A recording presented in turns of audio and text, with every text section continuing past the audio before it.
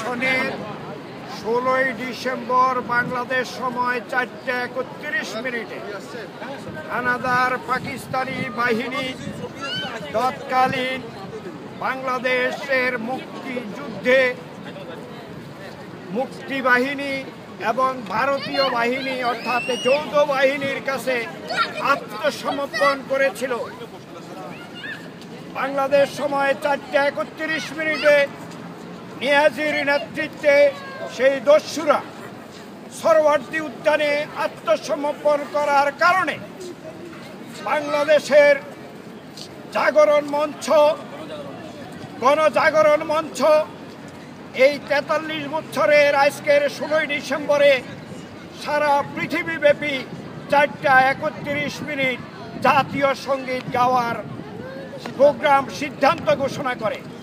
France প্রবাসী বাঙালিরা আমরা সবাই আজকে হিন্দু বৌদ্ধ খ্রিস্টান ঐক্য পরিষদ, ফ্রান্স আওয়ামী লীগ, বঙ্গবন্ধু পরিষদ ফ্রান্স সহ সমস্ত সংগঠনের পক্ষ থেকে আমরা মুক্তিযুদ্ধের সপক্ষীয় সকল মানুষ এই মানবতা চত্বরে, মানবাধিকার চত্বরে টোকাডেরো মেট্রোর উপরে জাতীয় সঙ্গীত 11:31 জাতীয় সঙ্গীত গাওয়ার মধ্য দিয়ে আমরা এই কর্মসূচির সাথে একাত্মতা ঘোষণা করছি।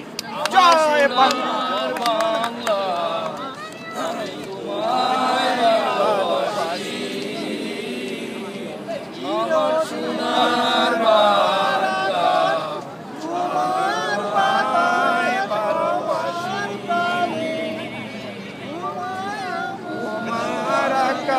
তোমার বাতাস আমার প্রাণে, আমার প্রাণে বাজায় বাঁশি সোনার বাংলা।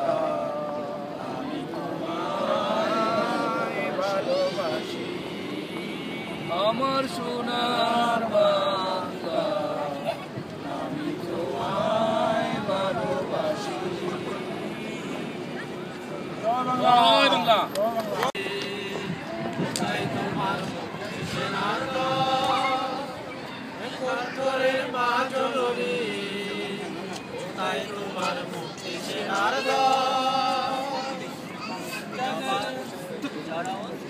যারা অস্ত্র হাতে ধরেছিল, যারা অস্ত্র হাতে ধরেছিল, যাদের বয়ে পালিয়েছিল শত্রু সেনার দল। আজকের এই বিজয় দিবস উদযাপন আজকের মানবতা বিরোধী অপরাধের দায়ে সাজাপ্রাপ্ত আসামি কাদের মোল্লার ফাঁসি কার্যকর করেছে এবং এই সব কিছু মিলিয়ে সারা বাংলাদেশে আজকে বিজয় দিবসটা ব্যতিক্রম ধরনের দিবস হিসাবে উদযাপন করতেছে শাহবাগ চত্বর, প্রজন্ম চত্বর। আমরা এখানে বাংলাদেশ হিন্দু বৌদ্ধ খ্রিস্টান ঐক্য পরিষদের পক্ষ থেকে শাহবাগ প্রজন্ম চত্বরের সাথে একাগ্রতা প্রকাশ করতেছি। পাশাপাশি বাংলাদেশ হিন্দু বৌদ্ধ খ্রিস্টান ঐক্য পরিষদ ও বাংলাদেশ মাইনরিটি ওয়াচ ইন ইউরোপের পক্ষ থেকে জননেত্রী বঙ্গবন্ধু কন্যা প্রধানমন্ত্রী বেগম শেখ হাসিনার কাছে একটি দাবি তুলতে চাই যে আজকে বাংলাদেশ, সারা বাংলাদেশে যেভাবে সংখ্যালঘুদের উপর নির্যাতন হইতেছে সেটা 1971 সালে হয়েছিল।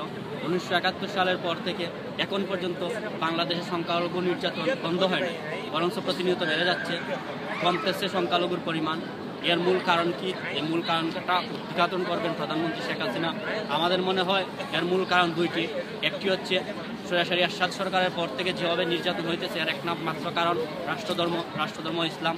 আমরা প্রধানমন্ত্রী শেখ হাসিনার কাছে জোর দাবি জানাবো যে 72 সংবিধানে ফিরে যাওয়ার জন্য রাষ্ট্রধর্ম ইসলামটাকে অবশ্যই বাদ দেওয়ার চেষ্টা করবেন। দ্বিতীয় কারণ হচ্ছে আমাদের বাংলাদেশ হিন্দু বৌদ্ধ খ্রিস্টান ঐক্য পরিষদের পক্ষ থেকে আমি আমাদের জননেত্রী শেখ হাসিনাকে এটাই বলবো যেন বাংলাদেশের বাকি যা যুদ্ধাপরাধী আছে তাদের বিচার কার্যকর করা হোক এবং তাদের ফাঁসি রায় কার্যকর করা হোক। এবং আমাদের আরেকটা আমাদের অনুরোধ, আমরা সংখ্যালঘু, আমাদের যে আজকে আমাদের যে অত্যাচার হচ্ছে গ্রামে গঞ্জে সকল দিকে, যেন এদিকে একটু লক্ষ্য রাখে যেন আমরা বাংলাদেশে শান্তিতে বাস করতে পারি। সেই জন্য আপনার কাছে আমি জোর দাবি জানাই। এই বলে আমার বক্তব্য এখানে শেষ করলাম। ধন্যবাদ। আমাদের একটা দাবি থাকবে না ওনার কাছে? আপনার দাবি তো বলেছেন, আপনার সংখ্যালঘুদের একটা মানে বাকিদের আচ্ছা, ঠিক আছে। অবিলম্বে এগুলো যাতে কার্যকর হয়।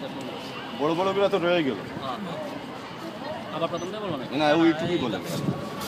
তো আজকের এই বিজয় দিবসে মাননীয় প্রধানমন্ত্রী শেখ হাসিনার কাছে বাংলাদেশ হিন্দু বৌদ্ধ খ্রিস্টান ঐক্য পরিষদ ও বাংলাদেশ মাইনরিটি ওয়াচ ইউরোপের পক্ষ থেকে জোর দাবি জানাচ্ছি যে যুদ্ধ অপরাধীর বিচারের দায়ে যারা সাজাপ্রাপ্ত আছে, যে বড় বড় রাঘব গোয়ালগুলো আছে, তাদেরকে সবাইকে সাজার আওতায় এনে রায় কার্যকর অবিলম্বে অতি বিলম্বে রায় কার্যকর করা হোক এবং বাংলাদেশের মাইনরিটিদের যে বর্তমান পরিস্থিতি, এই পরিস্থিতি উন্নয়নের জন্য রাষ্ট্রধর্ম ইসলাম বাদ দিয়ে ভারতীয় সংবিধানে ফিরে যাওয়া হোক। এই দুইটা দাবি আমাদের বাংলাদেশ হিন্দু বৌদ্ধ খ্রিস্টান ঐক্য পরিষদ ও মাইনরিটি ওয়াচ ইউরোপের পক্ষ থেকে জননেত্রী শেখ হাসিনার কাছে আপনাদের মিডিয়ার মাধ্যমে পৌঁছে দিতেছে। জয় বাংলা।